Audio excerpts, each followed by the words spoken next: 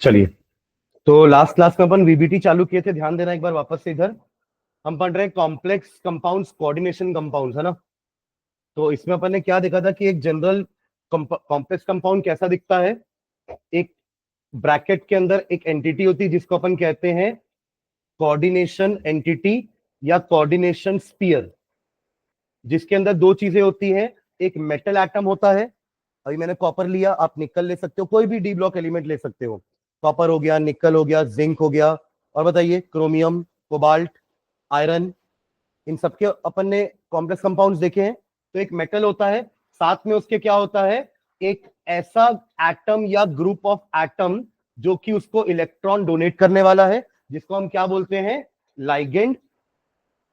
और बाहर एक और आयन होता है जिसको हम कहते हैं काउंटर आयन। क्या बोलते हैं, काउंटर आयन। ठीक है, इसको अपन तीन थ्योरी से समझने वाले हैं कि ये कंपाउंड बनते कैसे हैं। पहला थ्योरी हमने परसों पढ़ा था, लास्ट टू लास्ट क्लास में, विच वाज वार्नर्स थ्योरी। तो वार्नर क्या बोलते थे कि मेटल की दो वैलेंसी होती है, primary and secondary. Primary valency is satisfied by counter ion, जिसको हम क्या बोलते हैं, मेटल का ऑक्सीडेशन स्टेट, मेटल का oxidation state. And secondary valencies are satisfied by ligands, जिसको हम कहते हैं मेटल का कोऑर्डिनेशन नंबर, कि कितनी कोऑर्डिनेट बॉन्ड वो बना रहा है लाइगेंड्स के साथ। ठीक है, तो ये वार्नर थ्योरी थी। सेकेंड हमने स्टार्ट करी है VBT, valence bond theory. Valence bond theory, जिसमें हम क्या बोल रहे हैं कि एक मेटल जो है आपका मेटल, ये अपने कुछ डी ऑर्बिटल खाली करता है ताकि वो लाइगेंड्स के द्वारा दिए गए इलेक्ट्रॉन्स को जगह देख सके, उनके लिए जगह बना रहा है। अगर हम बात करते हैं 3 के डी की, उसके बाद आता है हमारा 4 का एस, फिर आता है 4 का पी, और फिर आता है 4 का डी। तो 3 के डी में इलेक्ट्रॉन्स अगर पहले से हैं तो ये पेयरिंग करके क्या करता है, कुछ ऑर्बिटल्स एकोमोडेट करने की कोशिश करता है ताकि 5 या 6 नए ऑर्बिटल बन जाएं। क्योंकि जो भी आप, जैसे यहां पे देखो आपके पास 6 लाइगेंड्स हैं, तो 6 लाइगेंड एक एक इलेक्ट्रॉन पेयर डोनेट कर रहे हैं, तो उसको 6 ऑर्बिटल्स चाहिए खाली। तो वो 6 ऑर्बिटल्स कैसे बनाएगा, अपनी डी की हो सकता है वो 2 ऑर्बिटल्स ले ले, फिर 4 का एस ले ले, और 3 ले ले पी के। तो इन पांचों का, 6 का क्या करवा रहे थे अपन, हाइब्रिडाइजेशन। क्या हाइब्रिडाइजेशन था ये, D2sp3। 6 चाहिए थे ना उसको, तो 6 एक जैसे एनर्जी के होने चाहिए, ऐसा नहीं कि 6 कोई भी ले लेंगे। तो वो एक जैसी एनर्जी के कारण ही उसको हाइब्रिडाइजेशन करवाना पड़ा, वरना 6 तो ऐसे भी थे, 2 डी के, एक एस का, और 3 पी का। तो सीधा उसने इसी में क्यों नहीं बैठाया, क्योंकि सबकी एनर्जी सेम नहीं है, सबकी एनर्जीज सेम नहीं है। कि इन तीनों में सबसे एनर्जी ज्यादा किसकी है, हाँ 4p की, जो सबसे बाद में है, फिर 4s की, और फिर 3d की। समझ रहे हैं क्या, थोड़ा सा अंतर है वैसे, 4s की कम है, 3d की ज्यादा है, फिर 4p आएगा, थोड़ा सा चेंज है ना। ठीक है, तो पर क्योंकि एनर्जी सबकी अलग अलग है तो ऐसे अपन एकोमोडेट नहीं करवा सकते, तो अपन को क्या करना पड़ेगा, 6 का हाइब्रिडाइजेशन।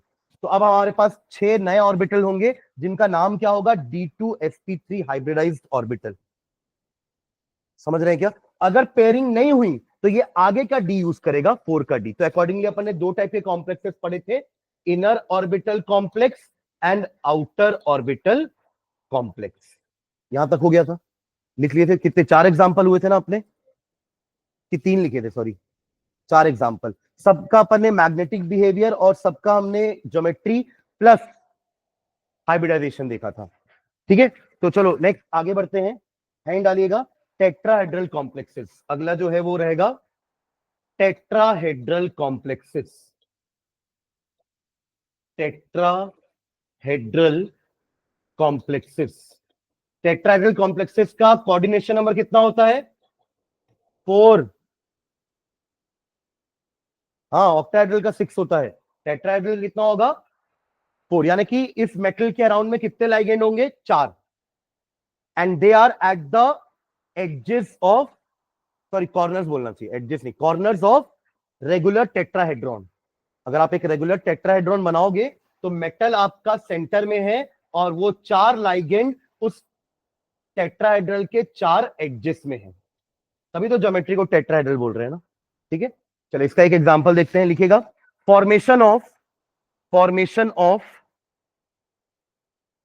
फॉर्मेशन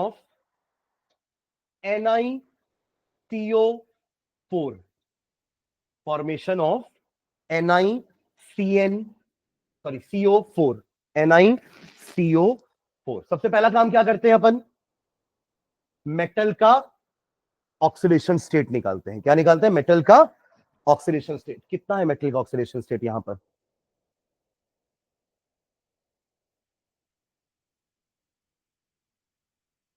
अगर एक कोऑर्डिनेशन स्फीयर आपके सामने लिखा हुआ है तो उसके मेटल का ऑक्सीडेशन स्टेट कैसे निकालते हो? अरे मेरे को मत देखो, बताओ। इसका निकाले भी हैं आप लोग की कॉपी में, होगा भी, ऑक्सीडेशन नंबर निकाला हुआ है। हाँ, 0 आएगा। कैसे 0 आएगा, निकल का एक्स ले लेंगे, ये कार्बोनिल का 0 होता है और ऊपर कुछ नहीं तो 0 है, तो क्या हो गया इसका ऑक्सीडेशन स्टेट, 0। अरे पहली बार निकाल रहे हैं क्या ऑक्सीडेशन स्टेट? अभी जो एक एग्जांपल मैंने पीछे लिखा था, CuNH3 का 6 ओवरऑल 2 पॉजिटिव, तो यहां पे कॉपर का ऑक्सीडेशन स्टेट क्या है, 2+। कैसे निकाले, x प्लस ये तो 0 होता है इज इक्वल्स टू 2, तो क्या आया, x इज इक्वल्स टू 2। तो ये ऑक्सीडेशन स्टेट निकल का क्या है यहां पर, 0। अरे कल भी तो अपन ने जो 4 एग्जांपल किए थे सबका ऑक्सीडेशन स्टेट निकाल रहे थे कि नहीं निकाल रहे थे? कि आयरन था तो पहले आयरन का कॉन्फ़िगरेशन बनाए थे, फिर आयरन 2+ है अगर उसका ऑक्सीडेशन स्टेट तो 2+ का कॉन्फ़िगरेशन बनाए थे, तो वैसे यहां भी करना है। निकल का ऑक्सीडेशन, ये निकल का एटॉमिक नंबर क्या है, निकल का एटॉमिक नंबर फेकोनाइन, क्या था फेकोनाइन में, फेकोनाइन 26, 27, 28। निकल का एटॉमिक नंबर क्या होता है, 28। तो कॉन्फ़िगरेशन लिखेंगे 28 की, देखो जल्दी से क्या होगी निकल की कॉन्फ़िगरेशन, क्या लिखोगे, 3D8 4S2, क्या बोलते हैं, होगा? अरे पहले भरा 4S है पर लिखते पहले 3D को है, क्योंकि 3 पहले आएगा ना फिर बाद में 4, पर पहले भराता कौन है, 4S, क्योंकि 4S की एनर्जी कम है 3D से। उस दिन दिखाया था ना मैंने N+L रूल से, N+L का वैल्यू 4S के लिए कम है और 3D के लिए ज्यादा है, तो जिसका N+L का वैल्यू ज्यादा उसकी एनर्जी ज्यादा, करेक्ट। तो इसका ऑर्बिटल डायग्राम बना लो, ये रहा 3D, ये रहा 4S, तो 1 2 3 4 5 6 7 8 एंड ये रहा आपका 4S2।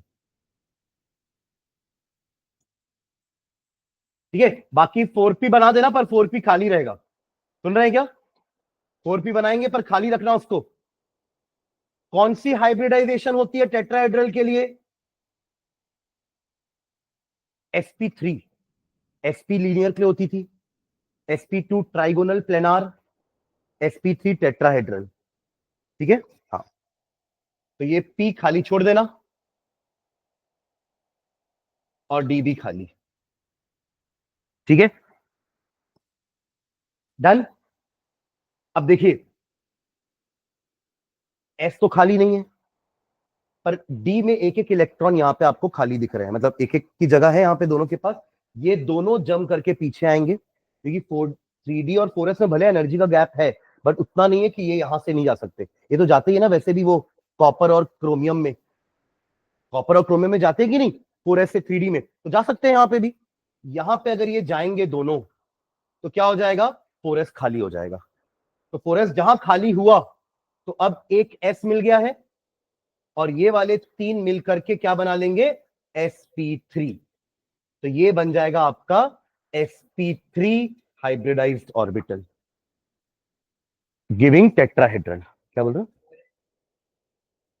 हाँ ये सबका नाम 4p तो है, वो 4 तो ना लिखते हैं, समझ गए क्या।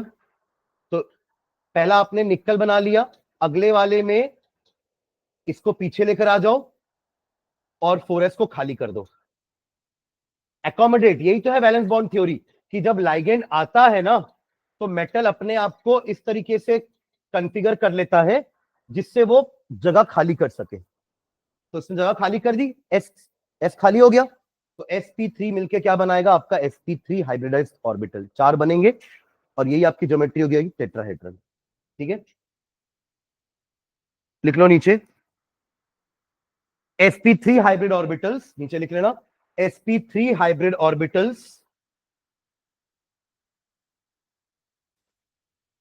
sp3 hybrid orbitals accommodate 4 pairs of electrons, accommodate 4 pairs of electrons, accommodate 4 pairs of electrons, giving a tetrahedral complex.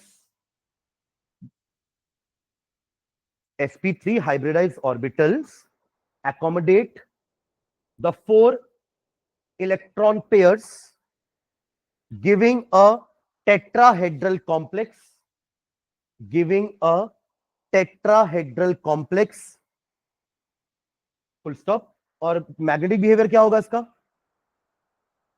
Diamagnetic, कोई भी अनपेड इलेक्ट्रॉन नहीं दिख रहा है आपको, तो लिख लेना it is diamagnetic in nature, it is diamagnetic in nature.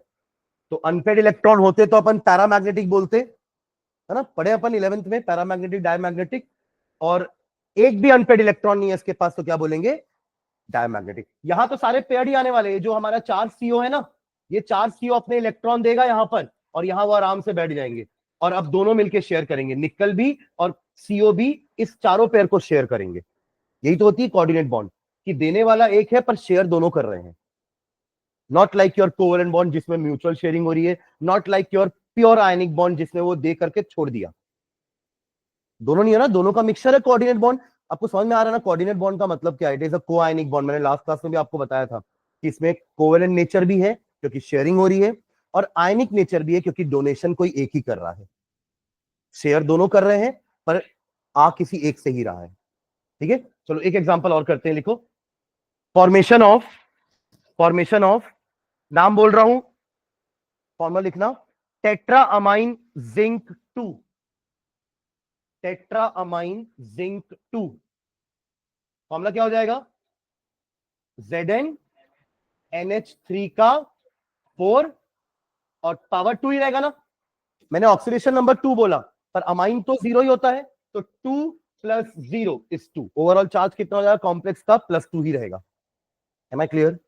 ठीक है, ओके, चलिए क्या करोगे, जिंक का एटॉमिक नंबर 30, जिंक लास्ट है जो आपको याद रखना है, स्कैंडियम से जिंक याद करना है, सुन रहे हो क्या, कैल्शियम तक तो आप लोगों को पता है, 21 क्या होता है स्कैंडियम, स्कैंडियम अपन वहीं पढ़ लिए है शायद 10th में, कैसे कैसे वहीं पढ़ लिए हैं 9th 10th में, क्योंकि आप 20 तक पढ़ते हुए आते हो फिर बोलते हो स्कैंडियम, अरे स्कैंडियम तो नहीं पढ़ना है क्योंकि वो तो 21 है, तो स्कैंडियम पढ़े हो आप लोग पर नहीं पढ़े हो, पर वहां तक आके तो बोलते हो ना अरे स्कैंडियम थोड़ी ना पढ़ना है, वो तो 21 है, तो स्कैंडियम आपको याद है क्या है, 21 स्कैंडियम, फिर 22 आते हैं अपन vanadium, V V for vanadium, फिर 22 आपका हो गया वेनेडियम, 23 क्या होता है टाइटेनियम, TI टाइटेनियम, 24 आपको पता है क्रोमियम, 25 होता है मैंगनीज MN, और 26 27 28 आपको पता है फेको नहीं, और 29 आपको पता है क्योंकि वो एक्सेप्शनल कॉन्फ़िगरेशन था कॉपर, और 30 ये हो गया। ठीक है, तो जिंक का पहले बनाओ और फिर Zn2+ बनाओ, जल्दी बनाओ, पहले जिंक का बनाइए, क्या होगा जिंक का कॉन्फ़िगरेशन क्या होता है 3d10, पूरा भर देना 3d10 4s2, कुछ खाली नहीं रहेगा। चलिए कॉन्फ़िगरेशन बनाएंगे इसका, ऑर्बिटल डायग्राम,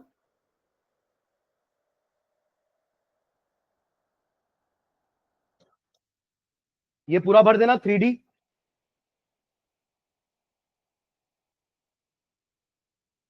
और 4s भी पूरा। ठीक है, फिर अगला अगला डायग्राम किसका बनाएंगे Zn2+ का। अब पिछले बार जरूरत नहीं पड़ी 2 बार बनाने की क्योंकि निकल का ऑक्सीडेशन स्टेट 0 ही था, और यहां तो Zn का ऑक्सीडेशन स्टेट +2 है, तो अब Zn+2 का बनाइए, क्या बचेगा 3d10, 8 क्यों भाई, 4s से गायब होगा ना इलेक्ट्रॉन, आउटर मोस्ट कौन है 4s, तो इलेक्ट्रॉन तो 4s से ही बाहर आएगा, हाँ, तो क्या बचेगा 3d10 पूरा बना देना एज इट इज जो ऊपर बनाए हो, और 4s खाली हो गया, क्यों खाली हो गया, क्योंकि 2 इलेक्ट्रॉन लूज करेगा तब तो Zn2 पॉजिटिव बनेगा, मैंने आप लोगों को लास्ट क्लास में बताया था ना, जितने इलेक्ट्रॉन लूज करेंगे उतना पॉजिटिव चार्ज आता जाएगा। तो जिंक को 2+ बनने के लिए कितने इलेक्ट्रॉन लूज करने पड़ेंगे? 2। तो वो 2 उसने हटा दिए। कहां से हटाएगा? जो बाहरी इलेक्ट्रॉन है, जो सबसे बाहर की तरफ होंगे वो 4s है। 3d तो अंदर है ना। हाँ, अगर मुझे Zn3+ बनाना होता तो मैं अगला इलेक्ट्रॉन 3d से निकालता। अगर 4+ बनाना होता तो भी अलग अगला इलेक्ट्रॉन 3d से ही निकलता। अब 3d के इलेक्ट्रॉन निकलना चालू हो जाएंगे बाहर। ठीक है, इसको भर दिए पूरा। तो यहां भी तो आपको sp3 दिख रहा है ना, बट इसमें और इस पिछले वाले sp3 में क्या फर्क है? पिछले वाले में रिपल्शन होकर के sp3 खाली हुआ था। देख लो दोनों में डिफरेंस। ये रिपल्शन अगर नहीं होता तो ये वाला खाली होता क्या? नहीं होता। यहां तो बाय डिफॉल्ट खाली पड़ा है। तो अब वीबीटी ने ऐसा नहीं बताया कि यहां रिपल्शन हुआ और यहां रिपल्शन नहीं हुआ, पर मैं आप लोग को अभी बता रहा हूं, CO is the strongest ligand. ये अपन डिस्कस किए थे लास्ट क्लास में कि CO क्या होता है? सबसे स्ट्रॉन्गेस्ट लाइगेंड। जब वो मेटल की तरफ आएगा तो वो आते आते इन दोनों को रिपेल कर देगा, क्योंकि वो भी इलेक्ट्रॉन लेकर आ रहा है। यहां पे भी इलेक्ट्रॉन है, इलेक्ट्रॉन इलेक्ट्रॉन रिपेल करेंगे और रिपेल होके ये पीछे चले जाएंगे। ठीक है। अब अमाइन ठहरा एक वीक लाइगेंड। तो अमाइन जब आएगा तो किसी को रिपल्शन नहीं करने वाला, और जरूरत भी नहीं है रिपल्शन की। यहां पे हमें रिपल्शन किसका करेगा और कहां करेगा? यहां तो जगह ही नहीं है। तो यहां पे आपको खाली sp3 पूरा मिल रहा है, तो ये भी आपका sp3 हो जाएगा। ये भी डायमैग्नेटिक। लिख लो बस तीनों लाइन। हाइब्रिडाइजेशन करके लिखे ना। हाइब्रिडाइजेशन क्या है? sp3। ज्योमेट्री क्या है? टेट्राहेड्रल। वो तो हेडिंग ही लिखे हैं, है ना। बट मैं यहां इसलिए लिखा रहा हूं कि क्वेश्चन में थोड़ा हेडिंग लिखा हुआ आएगा कि टेट्राहेड्रल कॉम्प्लेक्स है ये। क्वेश्चन में तो आपको बस कंपाउंड दे देगा और ये तीनों चीजें पूछेगा उसकी कि इसका हाइब्रिडाइजेशन बताओ, इसकी ज्योमेट्री बताओ, इसका मैग्नेटिक बिहेवियर बताओ, एंड कैसा है ये भी डायमैग्नेटिक।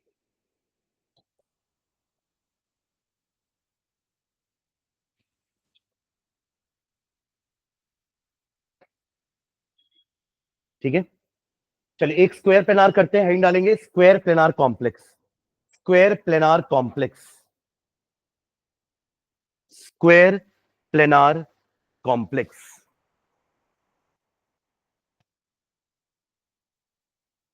स्क्वायर प्लेनार, वो उसका भी कोऑर्डिनेशन नंबर 4 ही है ना। बट हाइब्रिडाइजेशन का फर्क है। टेट्राहेड्रल में हाइब्रिडाइजेशन sp3 होता है, उसमें होता है dsp2। dsp2 यानी कि एक पहले वाले का d लेगा, फिर s लेगा 4 का, और 2p लेगा 4 का। dsp2 hybridisation. ठीक है। तो स्क्वायर प्लेनार कॉम्प्लेक्स, चलो उसका एक एग्जांपल करते हैं। लिखो फॉर्मेशन ऑफ नाम बोलूं, ट्राइसाइनिडो निकल 2।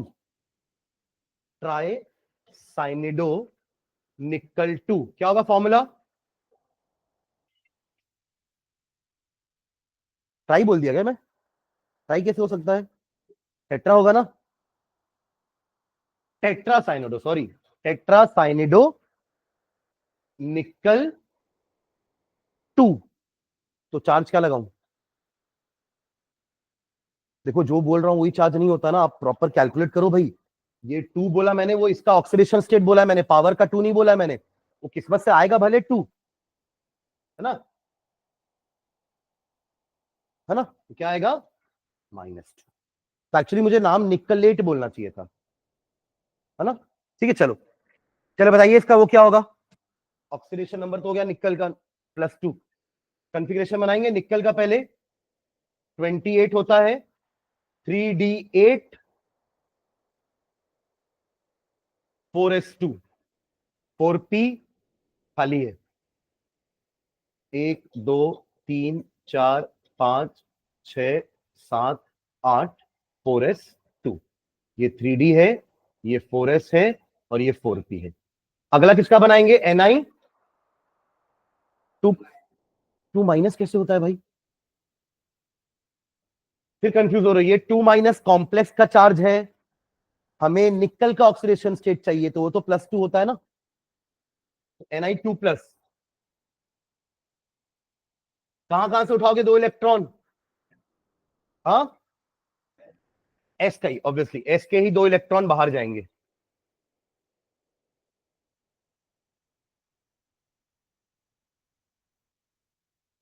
ठीक है, गायब कर देना, अब मत बनाना वापस एस के 2 इलेक्ट्रॉन। बन गया Na2+। ठीक है, नाउ व्हाट, अब क्या होगा बताओ। हाँ, पेयर बनाएगा, ये जाएगा पीछे, उससे क्या होगा, एक डी खाली हो जाएगा, तो DsP2 स्क्वायर पैनल। अब देखो, अगर आपको ये कंसेप्ट नहीं होता, किसका किसका पता नहीं होता कंसेप्ट, मान लो यही क्वेश्चन आया है, तो आप लोग sp3 भी तो बना सकते थे ना। यहां कंफ्यूजन होगा देखो कि sp3 तो नहीं बन जाएगा, वहां भी कंफ्यूजन था D2sp3 बनेगा कि sp3D2। भले ज्योमेट्री दोनों में ऑक्टाहेड्रल होगी, यहां तो ज्योमेट्री भी अंदर अलग अलग है ना, 4 कोऑर्डिनेशन नंबर की 2 ज्योमेट्री हो सकती है, टेट्राहेड्रल जो पीछे पड़े अभी, एंड स्क्वायर पेनार, मतलब यहाँ ज्योमेट्री भी अलग अलग है, उनकी हाइब्रिडाइजेशन भी अलग अलग है, तो यहाँ कंफ्यूजन होगा आपको। बट वो कंफ्यूजन पता है कब दूर हो जाएगा, जब आप सीएफटी पढ़ लोगे, क्योंकि आपको पता है सीएफटी में सीएन क्या होता है, स्ट्रॉन्ग लाइगेंड। सीएन और सीओ सबसे लास्ट में होते हैं, मतलब स्ट्रॉन्गेस्ट वाले में, सीएन से ज्यादा स्ट्रॉन्गेस्ट क्या होता है, सीओ। तो ये दोनों लास्ट के 2 मैंने आपको बता दिए। सीएफटी में अपन पूरा सीरीज लिखेंगे, जिसमें आप लोग देखोगे कि अमाइन अमाइन तो बहुत पीछे हैं। हमें लगता है कि फ्लोराइड तो सबसे ज्यादा इलेक्ट्रोनेगेटिव एलिमेंट है, पर वो भी कम, उसका भी जो उसका जो फील्ड है वो वीक होता है, इन दोनों का फील्ड स्ट्रॉन्ग है। तो जब ये आएगा सीएन, तो वो इसको क्या कर देगा, रिपेल, तो अपने आप ये डी खाली हो जाएगा। समझ रहे ना, आप इसको कंफ्यूज कर सकते हो ना sp3 से, और कंफ्यूज करना गलत बात नहीं है, क्योंकि sp3 खाली दिख रहा है हमें, और कोऑर्डिनेशन नंबर 4 भी दिख रहा है हमें, तो बनाने वाला टेट्राहेड्रल भी बना सकता है इसको। वो तो उन लोगों के पास लैब में एक्सपेरिमेंटल किट्स हैं, उनके पास एक्सरे स्टडीज हैं, तो उन्होंने देख लिया कि अरे NiCN4 तो स्क्वायर प्लेनार है, इट इज नॉट टेट्राहेड्रल, तो वो कंक्लूड किए ना कि खाली करो, चलो तो रिपेल कराओ। समझ लो मैं क्या बोल रहा हूं, इसको रिपेल कराओ ताकि डी खाली हो जाए, तभी तो स्क्वायर प्लेनार बन पाएगा। ठीक है, तो अगला बनाना नीचे Ni2+, यहां पे लिख देना, क्या लिखोगे, CN अप्रोचेस, जब ये अप्रोच करेगा तो यहां क्या हो जाएगा, पेयरिंग, यहां पे ऐसे पेयरिंग दिखा देना, और यहां पे उसको पेयर कर देना, डी खाली हो गया, ये रहा एस, और ये रहे 3 पी में से 2 पी यूज करेंगे, DsP2। ठीक है, एस वाला तो पहले ही निकाली थे ना Ni2+ बनाने के लिए, पहला स्टेप तो वही है भाई, कि मेटल को उसके ऑक्सीडेशन स्टेट पे तो लेके आओ जिस स्टेट में वो है कंपाउंड में। कंपाउंड में निकल इस फॉर्म में नहीं है, कंपाउंड में निकल इस फॉर्म में है। ठीक है, हाँ, क्योंकि देखो 4 आदमी आ रहे तो 4 ही रूम देंगे ना, 4 आदमी को 5 रूम क्यों दूंगा, तो कितने आ रहे हैं, 4 इलेक्ट्रॉन पेयर आ रहे हैं, हो गया 4 ऑर्बिटल, ये खाली रहेगा। ठीक है, ऐसा जरूरी नहीं है, एक देखते हैं, चल एग्जांपल। हो गया यहां तक, यहाँ कल भी तूने ऐसी सवाल पूछा था, क्योंकि अपन पेयरिंग करवा रहे थे, अभी तक जितने भी एग्जांपल मैंने इसके लिए वो सब स्ट्रॉन्ग लाइगेंड के थे। अब एक वीक लाइगेंड का एग्जांपल देखते हैं जो पैरामैग्नेटिक भी होगा, तो पेयरिंग नहीं करेगा वो, यहाँ पेयरिंग कर दिया तो डायमैग्नेटिक हो गया ना। लिख दिए तीनों चीजें, क्या क्या लिखे इसमें, हाँ, बट वो उस केस में स्टेट वैसा था ही नहीं, देखो यहाँ पे आपने NH3 लिया, बट ऑलरेडी सारे पेयर्ड थे। ठीक है, एक एग्जांपल लेता हूं ना, रुक जाए, उस एग्जांपल को पढ़ने का थोड़ा और कंफ्यूजन आ जाएगा आप लोग को, कि सर ये कैसे कर रहे हो, अभी तक तो ऐसा नहीं किए थे। ठीक है, हो गया ये यहां तक। हाँ, नीचे 3 लाइन लिख ली, क्या क्या लिखोगे, hybridization is DsP2, geometry is square planar, diamagnetic, diamagnetic, diamagnetic. ठीक है, चलिए एक और एग्जांपल इसी का, स्क्वायर प्लेनार का ही लिखो, formation of tetra amine copper 2, formation of tetra amine copper 2, charge क्या लगाऊं, +2, क्योंकि कॉपर का मैंने 2 बता दिया आपको, और इसका तो 0 होता है, तो 2 + 0 इज +2। ठीक है, चलो ऑक्सीडेशन स्टेट कॉपर का 2 ही है, चलिए जल्दी बनाइए, पहले कॉपर बनाओ, फिर कॉपर 2+ बनाओ, जल्दी बताओ मुझे क्या क्या आ रहा है कॉपर और कॉपर 2+। कॉपर याद रखना वही 3d10 4s1 होता है, exceptional configuration, not 3d9 4s2। सुन रहे हैं क्या?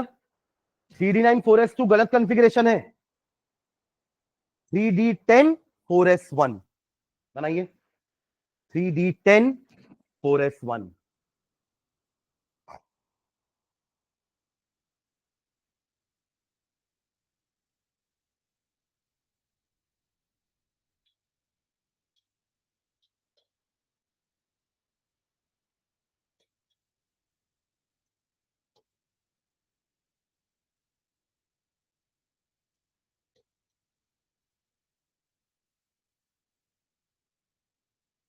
ऐसा बनाओ कॉपर 3d10 4s1। अब 2 इलेक्ट्रॉन गायब करने हैं, तभी तो +2 बनेगा। तो एक कहां से जाएगा? 4s से, और एक जाएगा वो 3d से जाएगा। तो 3d के बाद अब क्या बचेगा? 3d9। अब बताओ क्या करते? हाँ, अब तो पेयरिंग के लिए वहां जगह भी नहीं है कि डी खाली करूं, है ना। अब यहां आएगा इनका ट्विस्ट, और कंफ्यूज करेंगे आपको।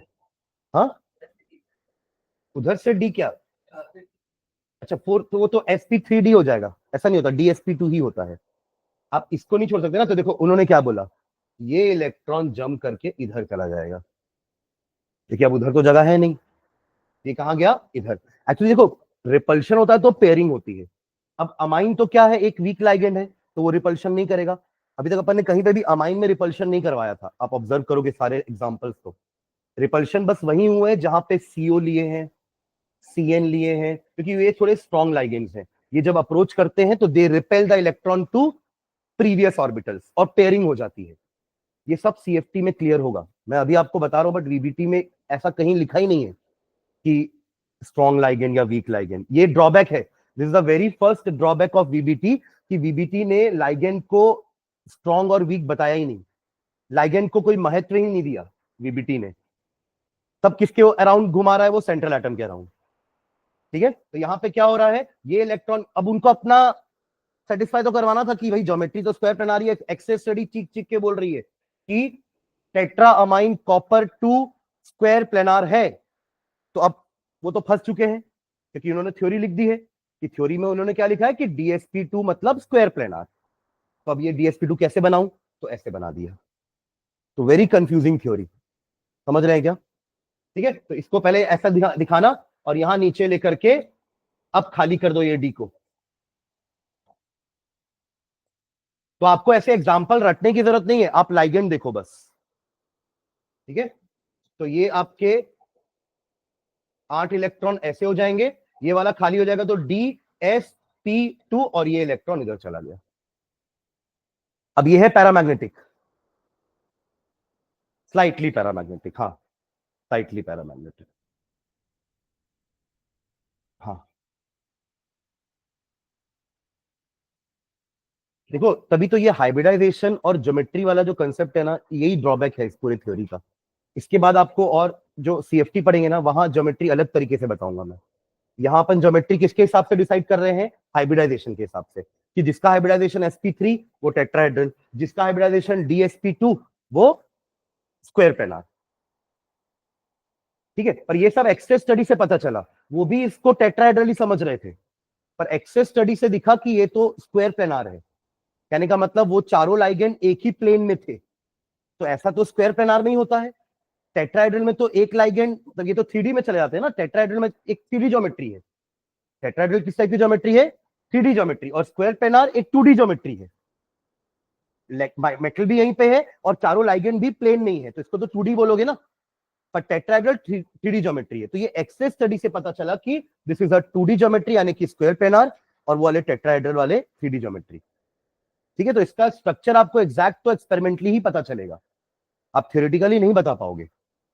ठीक है, हाँ चलिए, हो गया ये वाला। ठीक है, नीचे लिखेंगे, चलो drawbacks.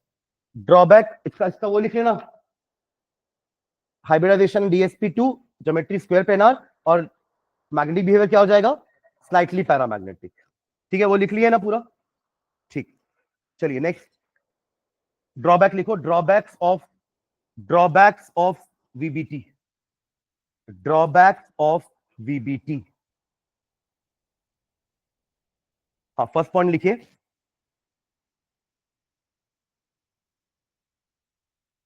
It can not explain, it cannot explain,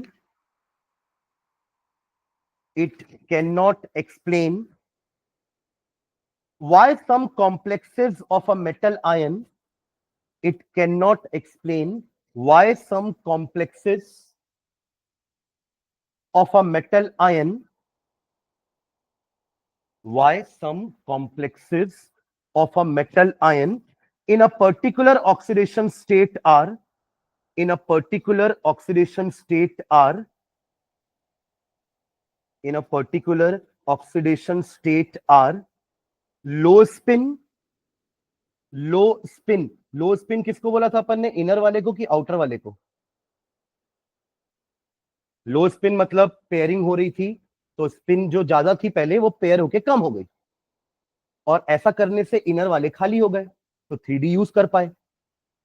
तो ये क्या हुआ, इनर ऑर्बिटल। ब्रैकेट में लिखो इनर ऑर्बिटल कॉम्प्लेक्सेस, ब्रैकेट में लिखिए इनर ऑर्बिटल। अपन तो डेफिनेशन में लिखे ना दोनों की, इनर ऑर्बिटल में आप लिखे हो ना also called as low spin complexes, और आउटर वाले में क्या लिखे, ऑल्सो नोन एज।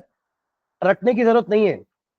अगर आपको लो स्पिन बोल रहा है, इसका मतलब पेयरिंग हो करके वो स्पिन कैंसिल कर दी एक दूसरे की, और पेयरिंग हुआ है। पेयरिंग कब होता है, जब अंदर के डी को खाली करना होता है। तो अंदर का डी खाली हो रहा है मतलब D2sp3, यानी कि इनर ऑर्बिटल कॉम्प्लेक्स, क्योंकि आप इनर का डी यूज कर रहे हो, इसलिए तो इनर ऑर्बिटल कॉम्प्लेक्स बोल रहे हो ना। और अगर पेयरिंग नहीं हो रहा है तो हम बाहर का डी यूज कर रहे हैं, तो sp3d2, और बाहर का डी यूज कर रहे हैं इसलिए आउटर ऑर्बिटल कॉम्प्लेक्स। एक में आपने 3 का डी यूज किया था, इसलिए हाइब्रिडाइजेशन क्या लिखे थे, D2sp3, और एक में आपने 4 का डी यूज किया था, तो हाइब्रिडाइजेशन क्या लिखे थे, sp3d2। ये हो गया आपका इनर ऑर्बिटल कॉम्प्लेक्स, ये हो गया outer orbital complex, also known as low spin, also known as high spin. समझ रहे हैं क्या? तो वो यही नहीं बता पा रहे थे कि मेटल एक ही स्टेट में है, दोनों कंपाउंड में मेटल एक ही स्टेट में, बट एक को इनर बोल रहे हो या लो स्पिन बोल रहे हो, एक को आउटर बोल रहे हो, हाई स्पिन बोल रहे हो, क्यों? उसका रीजन नहीं बता पाए। तो लिख रहे क्या लिखे आप लोग point, it can not explain why some complexes of a metal ion in a particular oxidation state are low spin, bracket में inner orbital complex, while some other complexes of the same metal, while some other complexes of the same metal, while some other complexes of the same metal, while some other complexes of the same metal in the same oxidation state, in the same oxidation state, in the same oxidation state are high spin, are high spin, are high spin, bracket में outer orbital complex, outer orbital complex.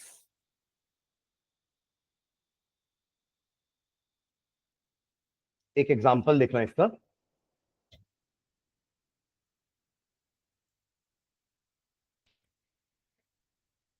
देखो ये दो complex है, दोनों में copper लिए हैं अपन, दोनों में ही कॉपर की ऑक्सीडेशन स्टेट क्या है, +3 +3, ठीक है। इन दोनों के कंपैरिजन में अमाइन एक वीकर लाइगेंड होता है, ठीक है, और एफ आपका एक स्ट्रॉन्गर लाइगेंड होता है, ठीक है। मतलब इसमें क्या हो रहा है, ये आपका लो स्पिन बन रहा है और ये हाई स्पिन बन रहा है। इसमें D2sp3 हो रहा है और इसमें sp3d2 हो रहा है। वही ये समझा नहीं पाए कि मेटल तो दोनों में सेम है, ऑक्सीडेशन स्टेट भी मेटल की सेम है, तो why one is low spin another is high spin. समझ रहे हैं क्या? तो ये रीजन नहीं समझा पाए। बाद में CFT ने बोला भैया एक स्ट्रॉन्ग लाइगेंड है एक वीक लाइगेंड है, तो आप लाइगेंड में तो फोकस ही नहीं कर रहे थे थ्योरी, यही ड्रॉबैक है उसका, ठीक है। तो एक एग्जांपल को लिखो शॉर्ट में, लिखिए for example, for example CONH3 6 3 positive, ये वाला CONH3, TU लिख दिया गया, CO होगा sorry, cobalt, CONH3 6 3 positive is a low spin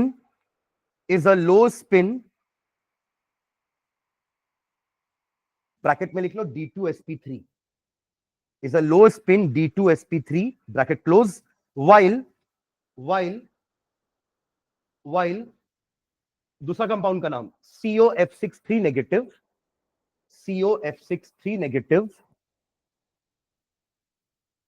is a high spin bracket में sp3d2। कौन सा पैरा होगा, कौन सा डाईमैग्नेटिक होगा?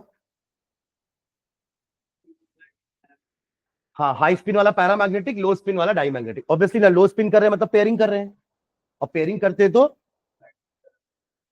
हाँ स्लाइटली पैरामैग्नेटिक भी हो सकता है। अगर एक हाथ बच गया तो पेयरिंग करने के बाद अगर एक बच गया कि एक के लिए कोई है ही नहीं इलेक्ट्रॉन और, तो स्लाइटली पैरामैग्नेटिक भी हो सकता है। ठीक है, बट इसका अगर आप स्ट्रक्चर बनाओगे तो ये डायमैग्नेटिक ही आएगा। ठीक है, हाँ तो क्या लिखे ब्रैकेट में sp3d2 full stop. As a result CONH363 positive is diamagnetic. As a result, CONH363 positive is diamagnetic, whereas COF63 negative is paramagnetic. जबकि दोनों में कोबाल्ट की ऑक्सीडेशन स्टेट +3 है।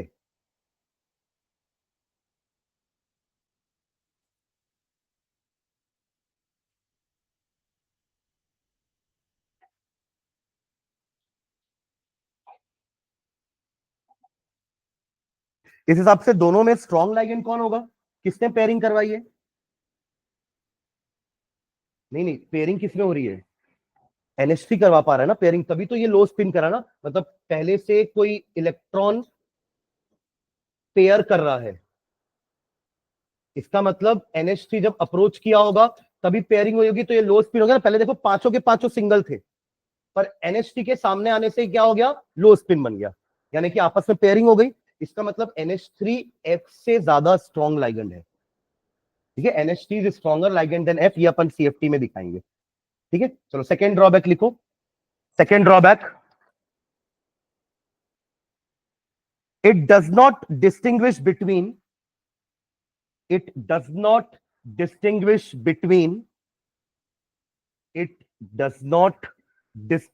between strong and weak ligands. Strong and weak ligands. Ligands की तो बात ही नहीं है ना? Strong and weak ligands. ठीक है, third point, third drawback, it involves a number of assumptions. सबसे बड़ा अजम्पशन तो यही था ना, ये इलेक्ट्रॉन उड़ के यहां कैसे आ गया। समझ रहे हैं?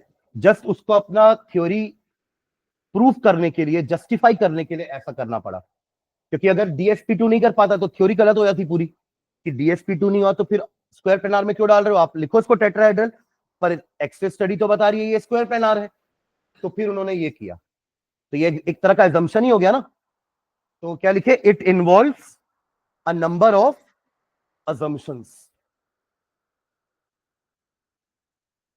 ठीक है, तो इसके assumptions को या इसके ड्रॉबैक को ओवरकम करने के लिए हमारी लास्ट थ्योरी आएगी CFT। तो चलो नेक्स्ट मेन हेड डालिए, क्रिस्टल फील्ड थ्योरी। किसका? नहीं, वो आएगा ही नहीं, वो हाइब्रिडाइजेशन से डील ही नहीं करेंगे। CFT में हम हाइब्रिडाइजेशन की बात ही नहीं करेंगे, उसमें अलग ही कंसेप्ट है। हेड डालो, crystal field theory. Crystal field theory bracket में CFT। आप यूं कह लो कि VBT बॉन्ड को प्योर कोवेलेंट मान रहा था, आयनिक नेचर को उसने इग्नोर कर दिया था, जबकि कोऑर्डिनेट में तो दोनों नेचर होता है। पर क्रिस्टल वर्ड कहां से आया है? Ionic compounds are crystalline in nature. जितने भी आयनिक कंपाउंड, आप NaCl ले लो, वो क्रिस्टलाइन नेचर का होता है, यानी कि उसका जो स्ट्रक्चर होता है वो क्रिस्टल जैसा होता है। क्रिस्टल्स होते हैं ना NaCl के, तो क्रिस्टलाइन नेचर से आया आपका क्रिस्टल फील्ड थ्योरी का नाम। ठीक है, और फील्ड क्यों बोल रहे हैं अपन? क्योंकि अब ये क्या बोल रहा है कि मेटल एक पॉजिटिव चार्ज है और लाइगेंड एक नेगेटिव चार्ज है। जब लाइगेंड आएगा तो उसकी एक फील्ड है, इलेक्ट्रिक फील्ड पढ़ते हो ना आप लोग फिजिक्स में, तो कोई भी एक चार्ज अगर है तो उसके अराउंड उसकी एक फील्ड होगी ना, फील्ड जहां तक उसका इंफ्लुएंस है। मतलब कोई अगर पॉजिटिव चार्ज को मैं यहां रख दूंगा तो ये पॉजिटिव चार्ज इसका कुछ नहीं बिगाड़ पाएगा, पर अगर ये अंदर होता तो ये उसको रिपेल कर देता। तो फील्ड मतलब समझ रहे हैं ना, जो आपकी इलेक्ट्रिक फील्ड होती है वही फील्ड है यहाँ पर। तो जब लाइगेंड अप्रोच कर रहा है तो वो अपनी फील्ड साथ में लेकर आ रहा है, और उस फील्ड से ही इलेक्ट्रॉन को रिपल्शन फील हो रहा है। समझ रहे ना? तो क्रिस्टल फील्ड क्यों नाम पड़ा? Short form is CFT. ठीक है, इसके पोस्टुलेट्स लिखते हैं, लिखेगा नीचे। The main points of this theory are, the main points of this theory are, the main points of this theory are, first point लिखेंगे, वीबीटी कंसिडर्स, वीबीटी कंसिडर्स, जो अपन थ्योरी पढ़ चुके हैं पीछे, VBT considers the metal ligand bond, the metal ligand bond to be covalent, VBT considers the metal ligand bond to be covalent, comma, whereas CFT considers, whereas CFT considers the bond to be ionic, the bond to be ionic। और ionic bond क्या होती है? एक cation होता है, एक anion होता है, उनके बीच में इलेक्ट्रोस्टैटिक फोर्स ऑफ अट्रैक्शन होता है और वो दोनों कंपाउंड बन जाते हैं। यही होता है आयनिक कंपाउंड, इलेक्ट्रोवेलेंट कंपाउंड। ठीक है, तो क्या लिखे? To be ionic, that is arising from, that is arising from electrostatic interactions, that is arising from electrostatic interactions, यानी कि positive charge attracts negative charge, यही है इलेक्ट्रोस्टैटिक अट्रैक्शन या interactions. arising from electrostatic interactions between metal ion and the ligand, between metal ion and the ligand, between metal ion and the ligands। Second point लिखेंगे, point number 2, it treats each ligand, it treats, it मतलब the theory, it treats each ligand as a point of negative charge, it treats each ligand as a point of negative charge, full stop। The arrangement of the ligands, the arrangement of the ligands around the metal atom, the arrangement of ligands around the metal atom is such that, is such that the repulsions between these negative points, the repulsions between these negative points are minimum, these negative points are minimum। इस sentence का meaning क्या हुआ जल्दी एक बार पढ़ के बताओ, second point जो आपने लिखा है।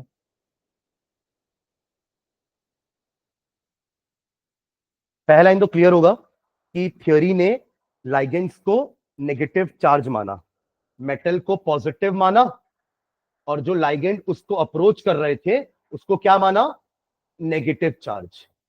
तो उसको अप्रोच कर रहे हैं, एक हद तक उसके पास आ पाएंगे। देखिए एक ज्योमेट्री भी तो बनानी है ना उनको, स्क्वायर प्लेनार या टेट्राहेड्रल, चार है ना, तो यही बनाएंगे ज्योमेट्री, टेट्राहेड्रल या स्क्वायर प्लेनार। तो ये चारों इतने पास तक आएंगे कि उनका रिपल्शन मिनिमम रहे। क्योंकि और एकदम पास आएंगे तो जैसे मान लो ऐसे चारों इतने पास पास आ गए तो ये रिपेल करेंगे एक दूसरे को, इसको रिपेल करेगा, ये इसको रिपेल करेगा, ये इसको रिपेल करेगा, ये इसको, चारों एक दूसरे को रिपेल करेंगे। तो रिपल्शन करने के बाद जब उनका मिनिमम रिपल्शन हो जाएगा वही उनकी ज्योमेट्री हो जाएगी। एक पॉइंट तक रिपेल कर पाएगा ना, मान लो इसको इसने यहां तक रिपेल कर दिया, यहां तक इसको रिपेल कर दिया, इसने इसको यहां तक रिपेल किया, इसने इसको यहां तक रिपेल किया, ये बन गया स्क्वायर प्लेनार। ये इसकी ज्योमेट्री हो गई, समझ रहे हैं क्या? ठीक है, इसका फोन बज रहा है। ठीक है, चलिए थर्ड पॉइंट लिखेंगे। थर्ड पॉइंट लिखिए,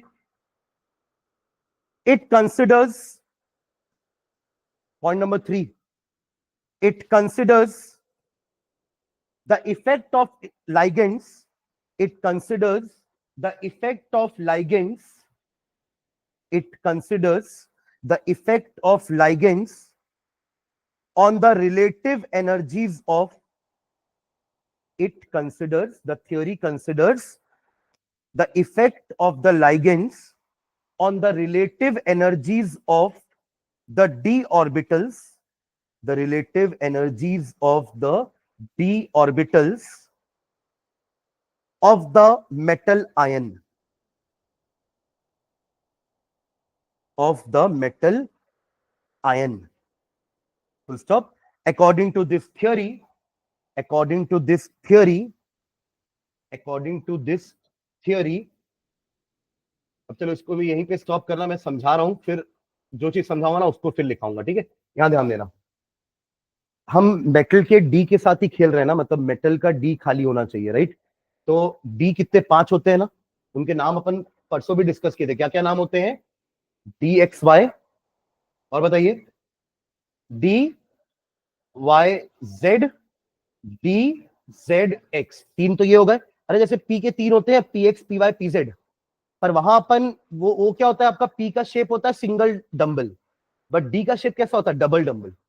देखो एस का शेप होता है स्फेरिकल, एस ऑर्बिटल का शेप क्या होता है? स्फेरिकल। पी का शेप क्या होता है? Dumbbell shape. ये शेप समझना कैसे होता है कि इलेक्ट्रॉन इतने ही एरिया में घूमता रहता है, मतलब पी का एक इलेक्ट्रॉन आपको ऐसे घूमता हुआ नजर आएगा, मतलब उस अगर पी में 2 इलेक्ट्रॉन होंगे तो ये वो इलेक्ट्रॉन की अलग अलग टाइम पे पोजीशंस हैं, ये उस 2 इलेक्ट्रॉन की अलग अलग टाइम पे पोजीशंस हैं। जब इन सब पोजीशन को एक साथ देखा गया तो पाया गया कि अरे ये तो इस टाइप का शेप बना रहा है, इस शेप के बाहर कहीं नहीं मिलेगा आपको वो पी का 2 electron. Same goes with S also, मतलब आपको मैं एक थ्योरी समझा रहा हूं जो आप लोग 11th से पढ़े थे कि शेप कैसे निकाले। तो आपने हाइड्रोजन के पास तो एक ही इलेक्ट्रॉन है, हाइड्रोजन के पास एक ही इलेक्ट्रॉन है ना, आपने इस एक इलेक्ट्रॉन के साथ इस हाइड्रोजन की बहुत सारी फोटो खींची, पहले ये फोटो खींचे, फिर इलेक्ट्रॉन यहां आ गया, ये वाला फोटो खींचे, फिर इलेक्ट्रॉन यहां आया, ये वाला फोटो खींचे, ऐसे 100-200 फोटो खींचे। जब सारी फोटो को एक साथ रखे ना तो वो सब ओवरलैप होकर के ऐसे दिख रही थी।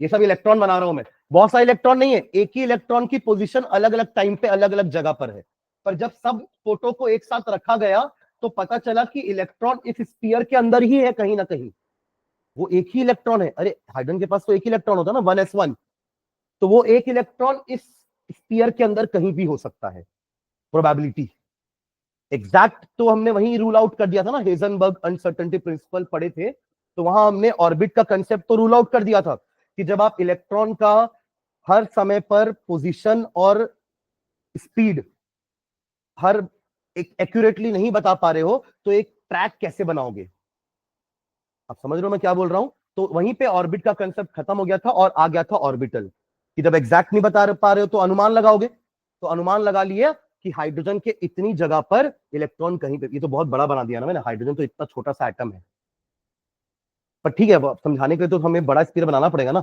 वरना वो स्पीयर तो दिखेगा भी नहीं आपको। तो वो इस स्पीयर की जगह पे, वो स्पीयर के एरिया में आपका इलेक्ट्रॉन कहीं पे भी हो सकता है। ऐसे ही तो सबका शेप निकला है, पी वाला ऐसा कुछ शेप में कहीं पे भी पाया जाएगा, और डी वाले का शेप क्या होता है? Double dumbbell. डी वाले का शेप क्या होता है? Double dumbbell. इसका सिंगल डंबल है, इसलिए इसके नाम क्या क्या देते थे अपन? पी जेड इसको बोलते हैं, इस वाले को पी एक्स बोल लो, और इस वाले को पी वाई बोल लो, कि स्पेस में वो कैसे ओरिएंटेड है, ऐसे वाला पी है कि ऐसे वाला पी है कि ऐसे वाला पी है, समझ रहे हैं क्या? तो वो कैसा ओरिएंटेड है उसके हिसाब से 3 टाइप के पी होते हैं, और डी आपके डबल डंबल शेप होता है। डी का शेप कैसा होता है? डबल डंबल, एक डंबल ये है और एक डंबल ये है। तो अब उसके 5 कौन से होते हैं? 4 तो, 3 तो ये हो गए। इसका शेप कैसे बनाओगे? देखो तीनों का शेप सेम रहेगा, बस ओरिएंटेशन अलग अलग है। जैसे कि एक्स वाई वाले के लिए ये एक्स एक्सिस, ये वाई एक्सिस, ये रहा आपका dxy। ठीक है, yz वाले के लिए same shape, Y axis, Z axis. अब बोलोगे सर ये एक्स जेड कैसे बन गया, ये तो तीनों 90 डिग्री पर ही है ना, आप कैसे भी घुमा दो, अगर आप इसको एक्स बोल रहे हो तो उसको वाई बोल लो, तो तीसरा वाला जेड हो जाएगा। ठीक है, एंड थर्ड जो डी जेड एक्स है वो भी सेम शेप का बनेगा, ये आप ले लो एक्स और ये ले लो जेड। समझ गए क्या? तीनों की एक कॉमन पॉइंट है कि तीनों जो है ना वो एक्सिस के बीच बीच में है। मतलब अगर ये एक्स एक्सिस है, ये वाई एक्सिस है, तो लोब कहां पे है? दोनों के बीच में। ये अगर एक्स एक्सिस है, ये वाई एक्सिस है, ये नेगेटिव एक्स एक्सिस और ये नेगेटिव वाई एक्सिस, तो लोब कहां कहां पर है? एक्सिस के बीच में, एक्सिस पे नहीं है, एक्सिस के बीच में। चौथा होता है D x square minus Y square, और उसका शेप कैसा होता है? एक्सिस पे ही होता है, ये ऐसा, X axis and Y axis. ये देखो शेप चारों का सेम दिख रहा है, बट ओरिएंटेशन अलग अलग है स्पेस में। और आखिरी जो होता है वो डी जेड स्क्वायर होता है। क्या होता है? डी जेड स्क्वायर, जिसमें क्या होता है, ये आपका जेड एक्सिस है, तो ये ऐसा रहेगा, और एक ना एंगुलर रिंग होती है, मतलब इलेक्ट्रॉन वहां पाया जाता है कुछ ऐसी, जैसे वो हुल्ला हुप नहीं खेलते हैं, ये मान लो ये वो लोब है ये वाला, और यहाँ बीच में वो हुल्ला हुप है, ये ऐसे घुमाते हैं ना वाला, नहीं देखे हो क्या? वो बच्चे लोग खेलते हैं ना, ऐसा करते तो वो घूमता रहता है, वो गिरना नहीं चाहिए, तो वैसा एक रिंग है यहाँ पे, वैसा ये ऑर्बिटल का शेप है। समझ गए पांचों? तो पांचों में तीन ऑर्बिटल ऐसे हैं, 1, 2 एंड 3, जिनमें इलेक्ट्रॉन्स एक्सिस के बीच में पाया जाएगा, इधर इधर इधर या इधर, बीच में नहीं, मतलब एक्सिस पे नहीं, दो एक्सिस के बीच में, दो एक्सिस के बीच में। और बाकी जो दोनों आपको दिख रहे हैं, ये वाला और एक ये वाला, यहां पे इलेक्ट्रॉन आपको अलोंग द एक्सिस मिलेगा, बीच में नहीं मिलेगा। देखो यहां पे है क्या इलेक्ट्रॉन? नहीं है, यहां पे भी नहीं है, यहां पे भी नहीं है, यहां पे भी नहीं है। कहां पर है? Along the axis, along the axis. समझ गया ना? तीन और दो, तीन एक जैसे हैं, दो अलग, तीन बिटवीन द एक्सिस वाले हैं और दो अलोंग द एक्सिस वाले। यहां तक क्लियर हुआ चीज? अब देखो अगर इलेक्ट्रॉन ऐसा आ रहा होगा, सोचो ऐसा बिटवीन द एक्सिस से ही, इलेक्ट्रॉन मतलब लाइगेंड, सॉरी इलेक्ट्रॉन नहीं बोलना चाहिए, लाइगेंड। ये तो मेटल है ना, हम डी ऑर्बिटल किसकी बनाते हैं? मेटल की। मेटल ही तो डी ऑर्बिटल खाली करके बैठा रहता है ना, कि आएगा लाइगेंड तो मैं इलेक्ट्रॉन लूंगा। तो ये वो मेटल की 5 डी ऑर्बिटल्स है। अब ये वेट कर रहा है कि लाइगेंड आएगा, अब इसको नहीं पता लाइगेंड कहां से आने वाला है। तो लाइगेंड अगर एक्सिस के अलोंग आया, मतलब इधर से आया, इधर से आया, एक्स और वाई एक्सिस से, तो देखो इनके लोब्स तो बीच में है, तो इनके इलेक्ट्रॉन्स को ज्यादा फर्क नहीं पड़ेगा। किनको फर्क पड़ेगा इलेक्ट्रॉन्स को? जिनके इलेक्ट्रॉन्स एक्सिस में है। समझ रहे? आपका जैसे ये जो ऑक्टाहेड्रल शेप बनता है ना, ऑक्टाहेड्रल शेप कैसे बनता है ध्यान देना। ये अगर आपका मेटल है तो ये आपकी एक एक्सिस, ये दूसरी एक्सिस और ये तीसरी एक्सिस, यहां तीनों एक्सिस दिखेगी आपको, एक्स वाई एंड जेड। अगर आप इसको जेड मान रहे हो तो ये पॉजिटिव जेड, ये नेगेटिव जेड। इसको एक्स मान रहे हो तो पॉजिटिव एक्स, नेगेटिव एक्स, और इसको वाई मान रहे हो तो पॉजिटिव वाई, नेगेटिव वाई। ये आपका टेट्राहेड्रल का शेप है, सॉरी ऑक्टाहेड्रल का शेप है। ऑक्टाहेड्रल याद है ना आपको? एक ही प्लेन में चार, और एक ऊपर और एक नीचे, और ये जो चार है ये चारों कहां पर है? एक्सिस में है। एक्स एक्सिस में ligand number 1, ligand number 2, ligand number 3, ligand number 4, ligand number 5 और लाइगेंड नंबर 6। ये यहीं से अप्रोच करते हैं स्क्वायर, ये आपका ऑक्टाहेड्रल में। तो जब ये ऐसे आएंगे ना, तो क्या होगा? जो अलोंग द एक्सिस वाले आपके, ये हुल्ला हुप वाला और ये एक्स स्क्वायर वाई स्क्वायर वाला, इन लाइगेंड्स को ज्यादा रिपल्शन फील होगा। क्यों? क्योंकि उनके तरफ से ही आ रहे हैं, बीच वालों के पास तो इलेक्ट्रॉन ज्यादा आ नहीं रहा है। तो इसके पहले तक क्या था ना, पांचों डी ऑर्बिटल की एनर्जी सेम थी। इनको हम कहते हैं डी जनरेट ऑर्बिटल। सुने ये वर्ड पहले? देखो एस की एनर्जी कम होती है, पी की एस से ज्यादा होती है, पर वो जो 3 पी है उनकी बराबर होती है। फिर डी की पी से ज्यादा होती है, पर जो पांचों डी है उनकी एनर्जी सेम होती है। और इन्हीं को कहते हैं डीजेनरेट ऑर्बिटल्स। हुन्स रूल में अपन यही तो करते थे ना कि अगर मेरे पास 5 इलेक्ट्रॉन है तो हम ऐसे नहीं बैठाएंगे 5 इलेक्ट्रॉन को, ये गलत है ना। हुन्स रूल क्या बोलते थे कि अगर डीजेनरेट ऑर्बिटल्स हैं तो पहले आप सब में सिंगल सिंगल इलेक्ट्रॉन भरो, फिर डबल ऑक्यूपेंसी चालू करेंगे। यानी कि ये 5 कैसे बैठते, 1 2 3 4 5, ये सही है। क्यों ऐसे बैठाए, क्योंकि पांचों की एनर्जी सेम है भाई, क्यों भेदभाव करेंगे बाकियों के साथ। अब 5 को यहीं खत्म कर दिए तो इन दोनों ने क्या गुना किया था, इनकी भी तो एनर्जी सेम थी ना इनके जैसी। तो हुन्स रूल ने इनके साथ क्या किया था, जस्टिस किया था, इनके साथ इंसाफ किया था। रूल ये रहेगा कि अगर 5 चॉकलेट है तो पांचों भाई को एक एक चॉकलेट मिलेगी, छठवीं आएगी तो हम फिर किसी एक को दे देंगे जो ज्यादा जिद्दी कर रहा होगा। समझ रहे हैं क्या। पर अगर 5 है तो सबको एक एक मिलनी चाहिए, यही हुन्स रूल था। क्योंकि पांचों बेटे हैं तो माँ बाप के लिए तो पांचों बेटे एक जैसे ही है ना, एनर्जी सबकी सेम है। बट अब क्या हुआ पता है, इन पांचों में से 2 ऐसे निकल गए जिनके पास लाइगेंड्स आ रहे थे। तो अब इन पांचों भाइयों में हो गई दरार, लड़ाई झगड़ा पैसे को लेकर के, बंटवारा हो गया। क्यों बंटवारा हुआ, क्योंकि 2 लोग जो 2 ऑर्बिटल्स थे उनके पास इलेक्ट्रॉन ज्यादा आ रहे थे, बीच वालों के पास कम आ रहे थे। तो इनकी एनर्जी बढ़ गई, इनकी एनर्जी कम हो गई, 3 वालों की।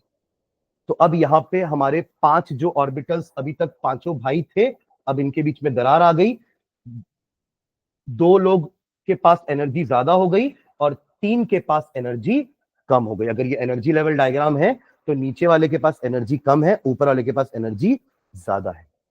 अभी तक अपन डीजेनरेट ऑर्बिटल समझ रहे थे कि डी के पांचों ऑर्बिटल की एनर्जी सेम है, पर हमने देखा कि ऑक्टाहेड्रल में जो लाइगेंड्स आ रहे हैं ना, वो एक्सिस की तरफ से आ रहे हैं, नॉट बिटवीन द एक्सिस। अगर बिटवीन द एक्सिस आते ना तो dxy dyz और dzx को ज्यादा एनर्जी मिल जाती, देखिए उनकी तरफ से इलेक्ट्रॉन आ रहे, रिपल्शन मिलता, एनर्जी मिलती। बट अभी क्या हो रहा है, अलोंग द एक्सिस आ रहे हैं।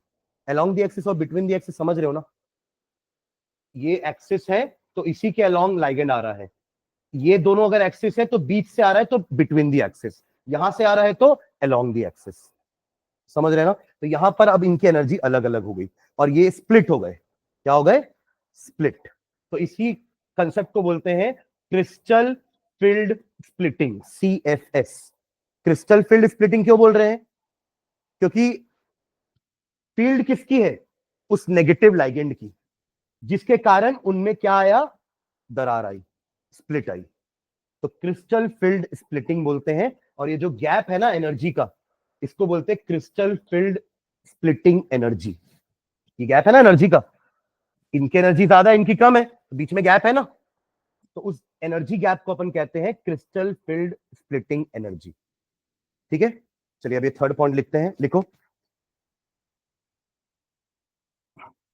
देखिए थर्ड पॉइंट क्या लिखे, it considers the effect of ligands on the relative energies of the D orbital of the central metal atom. ये लाइन समझ में आई अब आपको कि अभी तक लाइगेंड आ रहा है, कैसे आ रहा है नहीं पता, आ रहा है ना बस। अब अपन कंसिडर किए कि लाइगेंड किस तरफ से आ रहा है, क्या बिटवीन द एक्सिस से आ रहा है कि अलोंग द एक्सिस से आ रहा है। और हाँ लिखवा रहा हूं उसको, पहले वो एक लाइन समझा रहा हूं, जो उसके ऊपर एक लाइन लिखी हो ना, थर्ड पॉइंट में एक लाइन लिख चुके हो ना, फिर अकॉर्डिंग टू दिस थ्योरी कर रहे थे, तो उस एक लाइन का मीनिंग समझ में आ गया क्या, जो लिखे हैं कि this considers the effect of ligand. Ligand का इफेक्ट किस पे कंसिडर कर रहा है, रिलेटिव एनर्जीज में। अभी तक तो अपन डी की सबकी एनर्जी सेम मान रहे थे, बट अभी अपन को पता चला कि डी जिस तरफ से अप्रोच कर रहा है, लाइगेंड जिस तरफ से अप्रोच कर रहा है, उन वाले डी को ज्यादा एनर्जी मिल रही है। relative energies of the d orbitals of the central metal atom.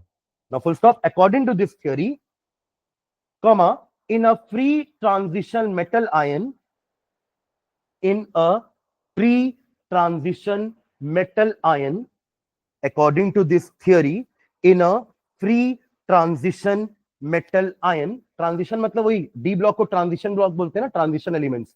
तो in a free transition metal ion, comma, all the 5d orbitals, all the 5d orbitals, all the 5d orbitals have equal energies, have equal energies। ये हम तब की बात कर रहे हैं जब मेटल आयन फ्री है, अकेला है, लाइगेंड्स उसके पास नहीं आए अभी तक, तब तक उसकी एनर्जी कैसी थी, सेम। स्प्लिटिंग तो बाद में हुई जब लाइगेंड्स अप्रोच किए, और कहां से अप्रोच करेंगे उसके अकॉर्डिंगली किसी की एनर्जी बढ़ जाएगी, किसी की एनर्जी कम हो जाएगी। हाँ, तो क्या लिखे, in a free transition metal ion all the 5d orbitals have equal energies, bracket में लिख लो, डीजेनरेट ऑर्बिटल्स, डीजेनरेट ऑर्बिटल्स, ये डेफिनेशन ही है डीजेनरेट ऑर्बिटल्स की। The orbitals having equal energies are called degenerate orbitals. ठीक है, हाँ, ब्रैकेट क्लोज करो, फुल स्टॉप। दिस डीजेनरेसी, ये एकता, अभी तो एकता है ना उनके बीच में क्योंकि चार पांचों की एनर्जी सेम है। This degeneracy is maintained, is maintained if the negative charges, if the negative charges बोले तो ligands, if the negative charges present around the central metal atom, present around the central metal atom forms a symmetrical field, forms a symmetrical field,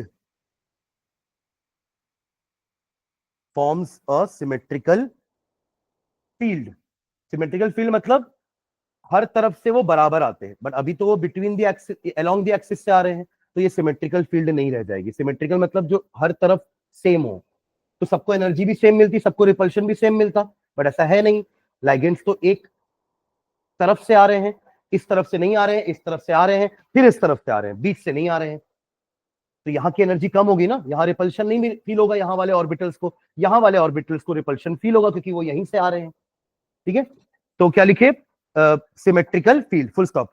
however if, however if, however if the negative field, however if the negative field is no longer symmetrical, however if the negative field is no longer symmetrical, however if the negative field is no longer symmetrical, comma, the degeneracy is split, the degeneracy is split, the degeneracy is split, full stop। The pattern of splitting, the pattern of splitting, the pattern of splitting depends upon the, depends upon the pattern of splitting, pattern मतलब कौन से दो orbital की energy बढ़ गई, कौन से तीन की कम हुई, या तीन की बढ़ी दो की कम हो गई, इसको पैटर्न बोल रहे हैं। क्योंकि ऑक्टाहेड्रल में the ligands approach along the axis, but tetrahedral में, ऑक्टाहेड्रल में along the axis, but tetrahedral में बिटवीन द एक्सिस आते हैं। तो उस केस में कौन से तीन को ज्यादा एनर्जी मिलेगी, dxy, dyz एंड dzx। देखो जो एक्सिस के बीच में है ना, उनको एनर्जी तभी मिलेगी जब लाइगेंड भी इन्हीं की तरफ से अप्रोच कर रहा होगा, तब इनकी एनर्जी बढ़ जाएगी और इन दोनों की एनर्जी कम हो जाएगी। ऑक्टाहेड्रल में इन दोनों की एनर्जी बढ़ रही है, इन तीनों की कम हो रही है। तब किस पे डिपेंड कर रहा है, लाइगेंड कैसे आ रहा है। लाइगेंड अलोंग द एक्सिस आया तो अलोंग द एक्सिस वाले को बेनिफिट मिलेगा, और अगर लाइगेंड बिटवीन द एक्सिस से आया जैसे टेट्राहेड्रल में आता है, तो बिटवीन द एक्सिस वाले ऑर्बिटल को ज्यादा एनर्जी मिलेगी। तो इसलिए बोल रहे पैटर्न ऑफ स्प्लिटिंग, तीनों, तीन की एनर्जी ज्यादा होगी कि दो की एनर्जी ज्यादा होगी, तो वो बोल रहे पैटर्न ऑफ स्प्लिटिंग। ठीक है, तो the pattern of splitting depends upon the nature of the crystal field, nature of the crystal field exerting its influence on, exerting its influence on nature of crystal field, exerting its influence on the metal atom, exerting its influence on the metal atom। तो ये तीन point है इनकी theory के, है ना। पहला point क्या था कि इन्होंने वीबीटी की तरह मेटल लाइगेंड बॉन्ड को कोवेलेंट नहीं मानते हुए आयनिक माना, फर्स्ट पॉइंट। सेकंड पॉइंट अपन ने ये लिखा कि लाइगेंड को इन्होंने नेगेटिव चार्ज माना और मेटल आयन को positive charge. Electrostatic force of attraction, एक क्रिस्टल बनाएंगे, लाइगेंड की खुद की फील्ड होगी। और थर्ड पॉइंट क्या बोला कि लाइगेंड कैसे अप्रोच कर रहा है, अपन इसको भी देखेंगे कि क्या वो बिटवीन द एक्सिस से आ रहा है या वो अलोंग द एक्सिस से आ रहा है। अकॉर्डिंगली जो हमारे 5 डी ऑर्बिटल हैं जिनकी अभी तक डीजेनरेसी मेंटेन्ड थी, वो लाइगेंड कैसे अप्रोच कर रहे हैं उसके अकॉर्डिंग वो डीजेनरेसी क्या हो जाएगी, स्प्लिट। यानी कि अब तक जो पांचों के बीच में एनर्जी का इक्वल डिस्ट्रीब्यूशन था, पर अब वो चेंज हो जाएगा क्योंकि किसी दो के पास लाइगेंड्स ज्यादा पास आ रहे हैं और वो जो 3 है वो थोड़े से दूर है लाइगेंड से। तो रिपल्शन किनको ज्यादा मिलेगा, क्योंकि नेगेटिव चार्जेस हैं और डी के अंदर भी इलेक्ट्रॉन्स हैं, तो रिपल्शन किसको मिलेगा, जिसके पास वो लाइगेंड पास में आ रहा होगा। तो वो बिटवीन द एक्सिस वाले अगर होंगे तो बिटवीन द एक्सिस वाले की एनर्जी बढ़ जाएगी। तो ऑक्टाहेड्रल में d x square minus Y square और डी जेड स्क्वायर की एनर्जी बाकी 3 से ज्यादा होगी। कौन 3 से, d x y, d Y z और डी जेड। ये मैं ऑक्टाहेड्रल की बात कर रहा हूं। और टेट्राहेड्रल में क्योंकि लाइगेंड बिटवीन द एक्सिस से आते हैं तो इन तीनों की एनर्जी ज्यादा हो जाएगी और इन दोनों की एनर्जी कम रहेगी। ये पैटर्न है जो अपन लिखे ना लास्ट पॉइंट में कि the pattern of splitting depends upon कि वो लाइगेंड कैसे अप्रोच कर रहा है टुवर्ड्स द मेटल एटम। तो अगर वो ऑक्टाहेड्रल है तो इस तरीके से स्प्लिटिंग होगी और अगर वो टेट्राहेड्रल है तो वो इस तरीके से स्प्लिटिंग होगी। अब इस हाँ एक्सिस में आपके पास 6 ऑप्शन है ना, मतलब अगर पॉजिटिव एक्स एक्सिस बोल रहे हो तो नेगेटिव एक्सिस भी है और 5 6 3 एक्सिस हो गई ना। आपका ऑक्टाहेड्रल तो तीनों एक्सिस में बना हुआ है ना। देखो ये ऐसा हो गया, मैंने इसको एक्चुअली ऐसा बनाया था, ये एक्स एक्सिस हो गई, ये वाई एक्सिस हो गई और ये जेड एक्सिस हो गई। मेटल एटम यहां पर है और 6 ligand L1 L2 L3 L4 L5 L6, ये 6 लाइगेंड कहां से आए हैं, एक्सिस के अलोंग ही आए हैं, नॉट बिटवीन द एक्सिस। ठीक है, तो इसलिए जो 2 ऑर्बिटल एक्सिस में थी उनको ज्यादा रिपल्शन मिला, उससे उनकी एनर्जी बढ़ गई। और जो 3 ऑर्बिटल बिटवीन द एक्सिस में थे उनको थोड़ा कम रिपल्शन मिला, तो उनकी एनर्जी कम है। रिपल्शन दोनों को मिलेगा, एनर्जी थोड़ी सी दोनों की बढ़ेगी, पर वो 2 वालों की ज्यादा बढ़ जाएगी, 3 वालों की कम बढ़ेगी, क्योंकि लाइगेंड का अप्रोच उनके तरफ ज्यादा है। ठीक है, और टेट्राहेड्रल में जस्ट रिवर्स होगा, है ना, टेट्राहेड्रल में जस्ट रिवर्स ये वाला, क्योंकि टेट्राहेड्रल में ligands approach from between the axis और ऑक्टाहेड्रल में ligands approach along the axis. Clear है ये? ठीक है, तो ऑक्टाहेड्रल हैंड डाल के छोड़ दो, नेक्स्ट क्लास में ऑक्टाहेड्रल को पढ़ेंगे। CFT फॉर ऑक्टाहेड्रल कॉम्प्लेक्स, ऐसा हैंड डालना, CFT for octahedral complex, CFT for octahedral complex. Octahedral tetrahedral दोनों के लिए पढ़ेंगे CFT, और इसमें अपन वो सब भी एक्सप्लेन करेंगे कि why complex compounds are coloured और मैग्नेटिक बिहेवियर